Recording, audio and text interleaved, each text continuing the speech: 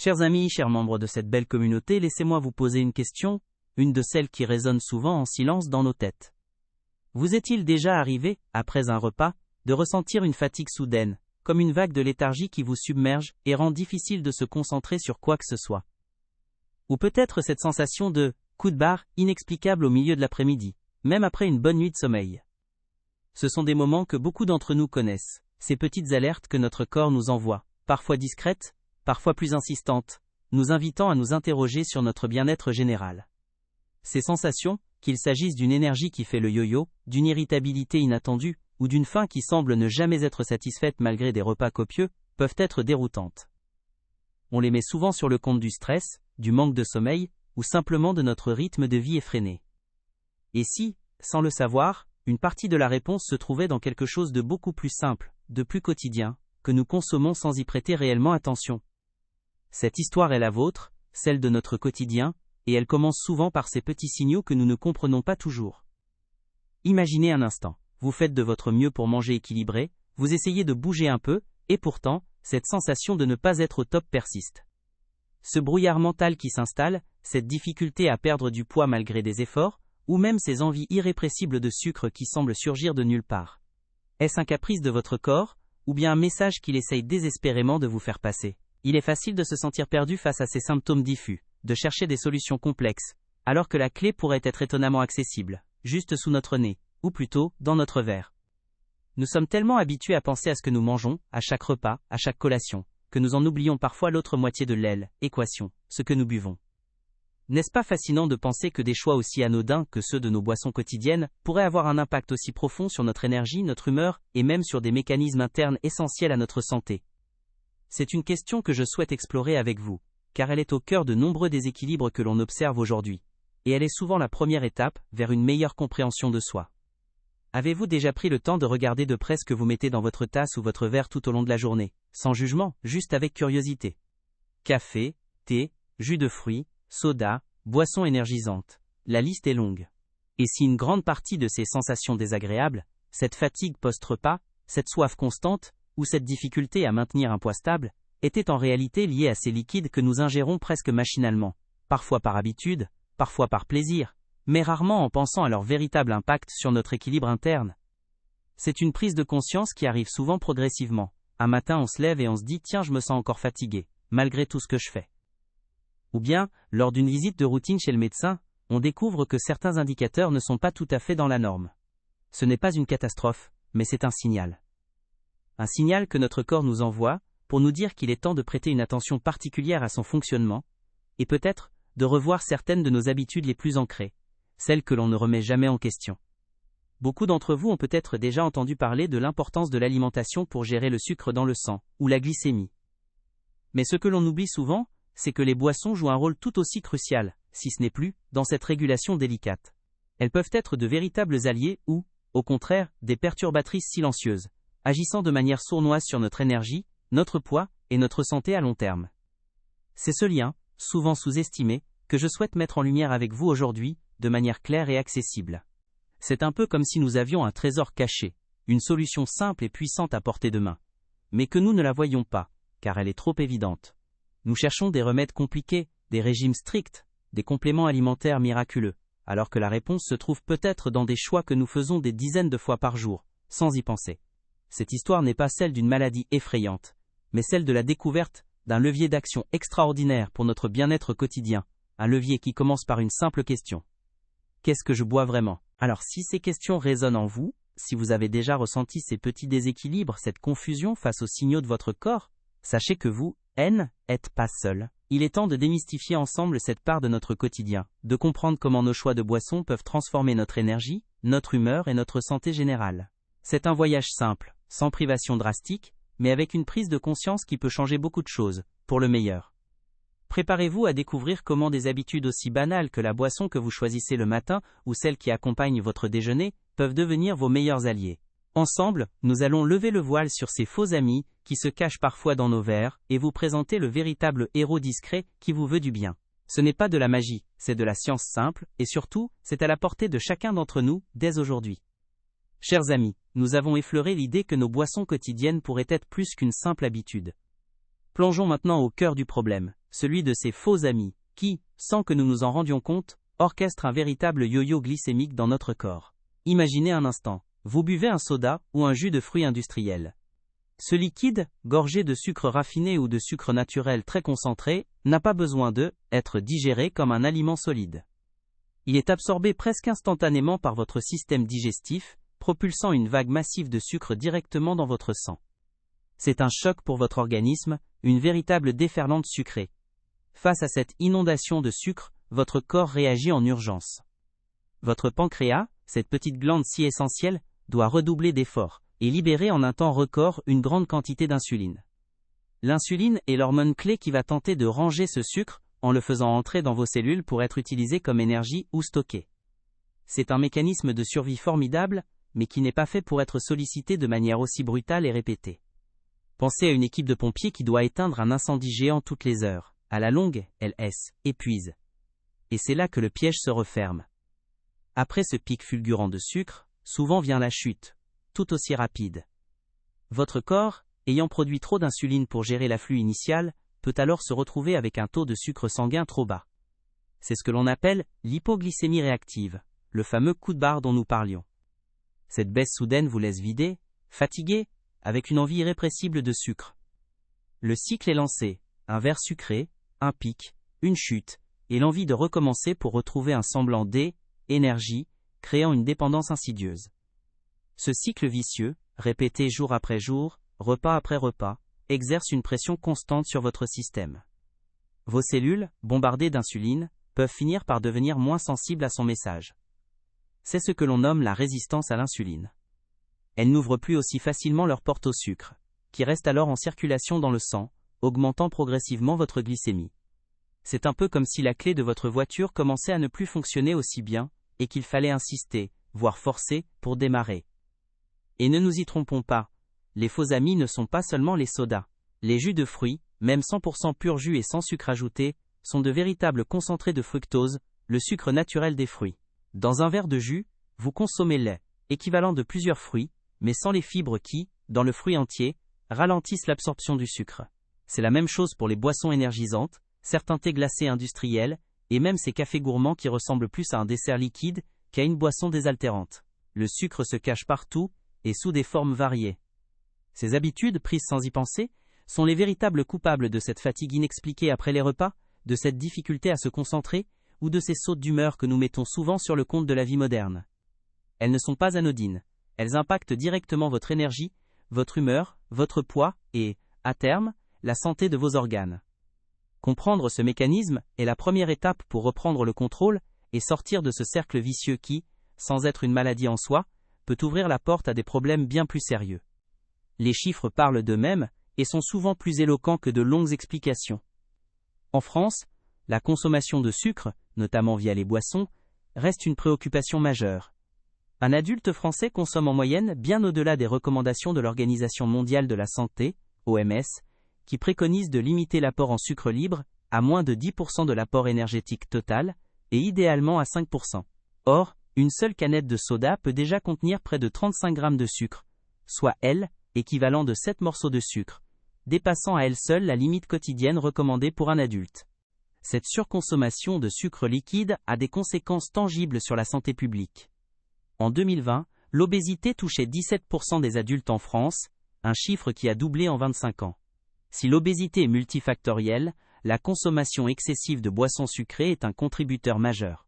Ces calories liquides sont souvent peu rassasiantes, ce qui pousse à consommer davantage par la suite, sans pour autant apporter les nutriments essentiels. C'est un cercle vicieux qui s'installe, menant à une prise de poids progressive et insidieuse, souvent sans que l'on en comprenne la cause profonde.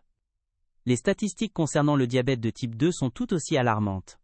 En France, près de 4 millions de personnes sont traitées pour un diabète, et ce chiffre ne cesse d'augmenter.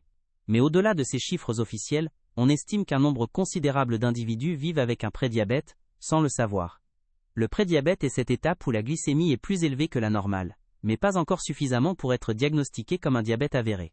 C'est un signal d'alarme crucial, et la consommation régulière de boissons sucrées est un facteur de risque majeur pour basculer vers le diabète de type 2. L'impact de ces habitudes ne se limite pas à des chiffres sur le papier. Il a des répercussions concrètes sur notre système de santé et sur la qualité de vie de millions de personnes. Les coûts directs et indirects liés au diabète et à l'obésité représentent des milliards d'euros chaque année, sans parler de la souffrance humaine. Penser que de simples choix de boissons peuvent jouer un rôle si important dans ce tableau est à la fois déroutant et porteur d'espoir. Déroutant, car cela montre à quel point un geste anodin peut être lourd de conséquences. Porteur d'espoir, car cela signifie que nous avons un pouvoir d'action immense. Il est facile de se dire, un petit verre de temps en temps ce n'est pas grave, mais c'est précisément l'accumulation qui fait la différence. Si vous buvez un jus de fruits le matin, un soda le midi et un thé glacé dans l'après-midi, la quantité de sucre ingérée sans même y penser est considérable. C'est une surcharge constante pour votre organisme, une forme de stress chronique pour votre pancréas et vos cellules. Il ne s'agit pas d'une consommation occasionnelle, mais d'une habitude quotidienne qui s'installe, et dont les effets cumulatifs se manifestent sur le long terme. Les risques associés à cette surconsommation de sucre liquide vont bien au-delà de la prise de poids et du diabète. Le premier et le plus insidieux est la résistance à l'insuline que nous avons évoquée. Lorsque vos cellules deviennent résistantes, votre corps doit produire toujours plus d'insuline, pour obtenir le même effet. C'est un cercle vicieux qui, à la longue, épuise les cellules du pancréas qui produisent l'insuline. Elles finissent par ne plus pouvoir suivre la cadence, et c'est là que le diabète de type 2 s'installe, avec une incapacité du corps à réguler efficacement la glycémie. Mais les conséquences ne s'arrêtent pas là. Cette surcharge de sucre et cette résistance à l'insuline sont des facteurs de risque majeurs pour les maladies cardiovasculaires. Un taux de sucre élevé dans le sang endommage les vaisseaux sanguins, favorisant l'athérosclérose, le durcissement des artères, l'hypertension artérielle, et augmentant le risque d'infarctus et d'accidents vasculaires cérébraux. C'est une chaîne de réactions en cascade, qui met en péril la santé de votre cœur et de vos artères, silencieusement, sans que vous ne vous en aperceviez au quotidien. Votre foie est également en première ligne. Le fructose en particulier est métabolisé presque exclusivement par le foie. Lorsque vous ingérez de grandes quantités de fructose via les boissons sucrées, votre foie est submergé. Il convertit cet excès de fructose en graisses, qui peuvent s'accumuler dans le foie, conduisant à ce que l'on appelle la stéatose hépatique non alcoolique, ou maladie du foie gras. Cette condition, autrefois rare, est en nette augmentation, et peut évoluer vers des problèmes hépatiques plus graves, voire la cirrhose, sans lien avec la consommation d'alcool. Quant à la prise de poids, elle est quasi inévitable avec une consommation régulière de boissons sucrées. Contrairement aux aliments solides, les calories liquides ne déclenchent pas les mêmes signaux de satiété. Votre cerveau ne les enregistre pas de la même manière, ce qui signifie que vous pouvez boire des centaines de calories sans vous sentir rassasié, et que vous mangerez autant, voire plus, par la suite. C'est une addition calorique invisible qui se dépose insidieusement sur votre silhouette, rendant d'autant plus difficile la perte de poids, même avec des efforts par ailleurs louables. N'oublions pas non plus la santé bucco-dentaire. Le sucre est le carburant des bactéries présentes dans votre bouche, qui produisent de l'acide. Cet acide attaque émail de vos dents, conduisant à la formation de caries. Les boissons sucrées, en baignant vos dents dans un environnement acide et sucré, sont particulièrement dévastatrices. C'est un risque bien connu, mais souvent sous-estimé, qui peut entraîner des douleurs, des infections et des traitements dentaires coûteux et désagréables. Prendre soin de son corps, c'est aussi prendre soin de son sourire. Enfin, des risques moins évidents mais tout aussi importants concernent votre bien-être général. La fluctuation constante de votre glycémie peut impacter votre humeur, votre concentration et même votre sommeil. On observe souvent une augmentation de l'inflammation chronique dans le corps, un facteur impliqué dans de nombreuses maladies. Il ne s'agit pas seulement de maladies graves, mais d'une dégradation subtile de votre qualité de vie, d'une diminution de votre vitalité et de votre capacité à profiter pleinement de chaque journée. Comment reconnaître ces signaux que votre corps vous envoie ? Le symptôme le plus fréquent est celui que nous avons évoqué, est cette fatigue persistante, surtout après les repas. C'est un coup de barre qui n'est pas normal après un repas équilibré. Si vous ressentez une léthargie, un besoin irrépressible de faire la sieste, ou simplement une baisse d'énergie significative après avoir mangé, c'est un indice fort que votre glycémie est en train de faire le grand 8. C'est le premier signe d'un déséquilibre qui mérite toute votre attention. Autres symptômes courants, une soif excessive et une envie fréquente d'uriner. Ce sont des signes classiques d'une glycémie trop élevée. Votre corps essaye d'éliminer l'excès de sucre par les reins, ce qui vous fait uriner davantage et vous déshydrate, d'où la soif constante. Si vous avez l'impression de boire beaucoup et d'aller aux toilettes plus souvent que d'habitude, surtout la nuit, c'est un signal d'alerte à ne pas ignorer, car cela peut indiquer que votre système de régulation du sucre est déjà sous forte contrainte. La difficulté à maintenir un poids stable ou une prise de poids inexpliquée, en particulier au niveau abdominal, est également un signe fréquent. Malgré des efforts pour manger sainement et faire de l'exercice, si les kilos s'accrochent ou augmentent, il est temps de regarder du côté de votre consommation de sucre. notamment liquides. Comme nous l'avons vu, ces calories invisibles s'accumulent sans que vous ne vous en rendiez compte, et le corps privilégie souvent le stockage des graisses, en présence de pics d'insuline répétés. Les envies irrépressibles de sucre ou de glucides, même après un repas copieux, sont un autre indice flagrant. Ce n'est pas un manque de volonté, mais une réaction physiologique à la chute de glycémie qui suit un pic. Votre corps, en manque d'énergie rapide, vous pousse à rechercher à nouveau du sucre pour remonter la pente. C'est un cercle vicieux qui se met en place. Plus vous consommez de sucre, plus vous en avez envie, car votre corps est pris au piège de ces montagnes russes glycémiques. Des troubles de l'humeur, une irritabilité accrue, de l'anxiété ou une difficulté à se concentrer, ce brouillard mental dont nous parlions, peuvent aussi être liés à ces fluctuations de glycémie. Votre cerveau a besoin d'un apport stable en glucose pour fonctionner correctement. Lorsque ce niveau fait le yo-yo, cela impacte directement vos fonctions cognitives et votre équilibre émotionnel. Si vous vous sentez souvent à côté de la plaque ou d'humeur changeante, pensez à l'impact de ce que vous buvez. Enfin, des signes plus avancés, mais qu'il est bon de connaître, incluent une vision floue intermittente, des picotements ou engourdissements dans les mains ou les pieds, ou des infections récurrentes, urinaires, cutanées, mycoses. Ces symptômes peuvent indiquer que le déséquilibre est plus profond et qu'il est temps de consulter un professionnel de santé. L'important est d'être attentif aux signaux que votre corps vous envoie, même les plus subtils, car ils sont souvent les premiers indicateurs d'un besoin de changement. Alors, quelles sont les causes profondes de ces problèmes, au-delà de la simple présence de sucre dans les boissons? La première est la vitesse d'absorption. Dans un aliment solide, les fibres et la mastication ralentissent le processus digestif. Le sucre est libéré progressivement dans le sang. Avec une boisson sucrée, ce tampon n'existe pas. Le sucre arrive en masse, sans entrave, provoquant une réaction brutale de votre corps. C'est une livraison express de sucre que votre organisme a du mal à gérer efficacement. La quantité de sucre est aussi un facteur déterminant. Une seule boisson peut contenir une concentration de sucre que vous ne consommeriez jamais en une seule fois sous forme solide. Imaginez manger 7 morceaux de sucre d'un coup. Personne ne le ferait consciemment. Pourtant, c'est ce qui se passe avec une simple canette. Cette bombe sucrée surcharge votre système, qui n'est pas conçu pour traiter de telles quantités en si peu de temps, et encore moins de manière répétée au cours de la journée. Un autre élément clé est le manque de satiété. Les calories liquides ne sont pas perçues par votre corps de la même manière que les calories solides. Votre cerveau n'envoie pas les mêmes signaux de « j'ai assez mangé », ce qui signifie que vous pouvez consommer une grande quantité de calories, sans vous sentir rassasié. Cela conduit souvent à une surconsommation calorique globale, car ces boissons n'apportent pas de nutriments essentiels, ni de fibres, et vous poussent à manger davantage par la suite. Le fructose en particulier joue un rôle insidieux. Présent en grande quantité dans le sirop de maïs à haute teneur en fructose, utilisé dans de nombreuses boissons industrielles, et dans les jus de fruits, le fructose est métabolisé différemment des autres sucres. Il est directement traité par le foie, qui, en cas d'excès, le transforme en graisse. Cette surcharge hépatique est une cause majeure de la stéatose hépatique non alcoolique et contribue à la résistance à l'insuline, même en l'absence de prise de poids générale. La sollicitation constante du pancréas est une cause fondamentale du développement de la résistance à l'insuline et du diabète de type 2. Chaque pic de sucre demande une production massive d'insuline.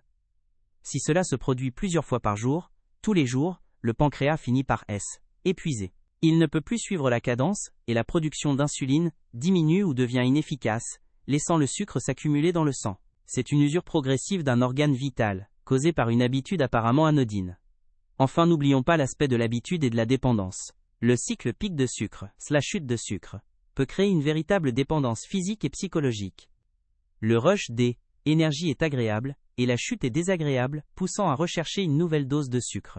C'est un mécanisme de récompense qui s'installe, rendant difficile de se défaire de ses faux amis et de choisir des boissons plus saines. Mais la bonne nouvelle, c'est que cette dépendance peut être brisée, et que la première étape est la prise de conscience de ces mécanismes.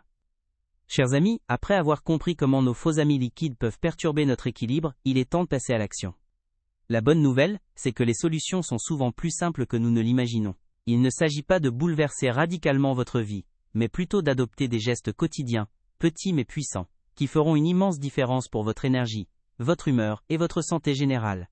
C'est un cheminement doux, patient, mais incroyablement gratifiant, où chaque choix compte et vous rapproche d'un bien-être durable. Loin des régimes drastiques, nous allons parler de bon sens et de plaisir retrouvé. La première et la plus puissante des solutions, votre véritable allié, est si simple qu'on l'oublie souvent, c'est l'eau. Pure, accessible, elle est le héros discret de votre équilibre glycémique. L'eau ne contient pas de sucre, pas de calories, et ne provoque aucun pic d'insuline. Au contraire, Une hydratation optimale aide vos reins à éliminer l'excès de sucre par l'urine et améliore la sensibilité de vos cellules à l'insuline, rendant votre corps plus efficace pour réguler la glycémie. C'est le fondement sur lequel bâtir toutes vos nouvelles habitudes saines, une base solide et incontournable. Mais l'eau, c'est ennuyeux, me direz-vous peut-être. Et c'est une remarque que j'entends souvent. Pour la rendre plus attrayante et varier les plaisirs sans compromettre votre santé, n'hésitez pas à la personnaliser. Quelques rondelles de concombre, de citron ou d'orange, des feuilles de menthe fraîches, ou même quelques baies ajoutées à votre carafe, peuvent transformer une simple eau plate en une boisson rafraîchissante et délicieuse. C'est une astuce simple, 0 calories, 0 sucre ajouté, qui vous permet de rester hydraté avec plaisir tout au long de la journée, sans les inconvénients des boissons transformées. Au-delà de l'eau, d'autres alliés précieux peuvent enrichir vos choix. Pensez au thé non sucré, qu'il soit vert, noir ou blanc. Riches en antioxydants, ils apportent une saveur agréable sans l'ajout de sucre. Les infusions de plantes comme la camomille, la verveine ou la menthe sont également d'excellentes options, parfaites pour se détendre ou se rafraîchir. Elles sont naturellement sans sucre et offrent une multitude de bienfaits, contribuant à votre hydratation, tout en apportant des propriétés apaisantes ou stimulantes, selon la plante choisie. C'est une manière savoureuse de prendre soin de soi. Et le café ? Pour les amateurs, le café noir, consommé avec modération, peut tout à fait s'intégrer dans une approche de gestion de la glycémie. L'important est de le boire tel quel, sans sucre, sans sirop, et sans ces crèmes gourmandes qui en font de véritables desserts liquides. Si vous avez l'habitude de le sucrer, essayez de réduire progressivement la quantité ou d'explorer des cafés de qualité supérieure dont l'amertume est moins prononcée et les arômes plus riches, permettant d'apprécier leur goût authentique sans ajout. C'est un petit ajustement, mais un grand pas. La clé de la réussite réside dans la progressivité. Ne cherchez pas à tout changer du jour au lendemain. Commencez par de petites victoires. Par exemple, remplacez un jus de fruits le matin par un grand verre d'eau citronnée. Ou troquez votre soda du midi contre de l'eau pétillante avec un filet de sirop de fruits sans sucre ajouté. Chaque choix conscient en faveur d'une boisson plus saine est une victoire pour votre corps. Ces petits pas s'additionnent et créent une dynamique positive, transformant vos habitudes sans effort considérable, ni sentiment de privation, mais avec une réelle prise de conscience. Ces changements dans vos habitudes de boisson sont un levier puissant, souvent sous-estimé, mais ils ne sont qu'un début. En stabilisant votre glycémie, vous constaterez que d'autres aspects de votre bien-être s'améliorent. Vous aurez plus d'énergie pour bouger, moins d'envie irrépressible de sucre, ce qui peut faciliter une alimentation plus équilibrée. C'est un effet domino positif. Un petit changement dans un domaine peut en entraîner de plus grands et de plus profonds dans d'autres, créant un cercle vertueux qui vous pousse vers une vitalité retrouvée et une meilleure qualité de vie au quotidien. Imaginez un instant, des journées sans ces coups de barre incessants, une concentration retrouvée, une humeur plus stable, et une énergie constante qui vous permet de profiter pleinement de chaque moment. C'est ce que peuvent vous apporter ces ajustements simples. En évitant les montagnes russes glycémiques, vous offrez à votre corps et à votre esprit la stabilité dont ils ont besoin pour fonctionner au mieux. Vous vous sentirez moins fatigué après les repas, moins irritable, et vous retrouverez une sensation de légèreté et de bien-être qui vous était peut-être étrangère. Ce cheminement est un voyage, pas une destination. Il s'agit d'un apprentissage continu, d'une écoute attentive de votre corps et de ses besoins. Chaque verre d'eau choisi, chaque boisson sucrée évitée, est un acte d'amour envers vous-même, un pas vers un meilleur équilibre, vers une meilleure santé. C'est le pouvoir de reprendre les rênes de votre bien-être, de faire des choix éclairés qui vous serviront sur le long terme. Vous n'avez pas besoin de solutions miracles, mais de décisions quotidiennes, conscientes et bienveillantes pour votre organisme. Alors je vous invite, dès aujourd'hui, à poser un regard nouveau sur ce que vous mettez dans votre verre.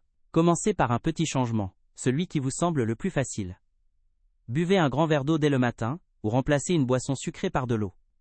Vous détenez un pouvoir immense sur votre santé, un pouvoir discret, mais d'une efficacité redoutable. Écoutez votre corps, il vous enverra les signaux. Et rappelez-vous que vous n'êtes pas seul dans ce voyage. Prenez soin de vous, car votre bien-être est le plus précieux des trésors.